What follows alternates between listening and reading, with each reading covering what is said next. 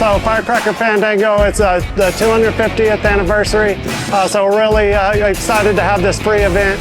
So many people out here. We've got a lot of activities, watermelon eating contests, ice cream eating contests, live bands going, and a huge fireworks show later. I'll just tell you, like a lot of improvement, there's a lot of growth, you know, it's like mainly for the family, you're for the kids. I'm very grateful, and my family's very grateful too. I'm thankful as well. Like be able to pass down that my parents did, you know, like they passed on, but I'll be able to pass it on to them. And it's a cycle, they keep on going, right? It's all about happiness and love, peace, and happiness, and that's it. So I look, it's all for them, right? It's all for my family. My title is Diamond Girl from Our Diamond Miss. My favorite parts about it is all the drinks, and I like how I get to see so much people and their 4th of July outfits.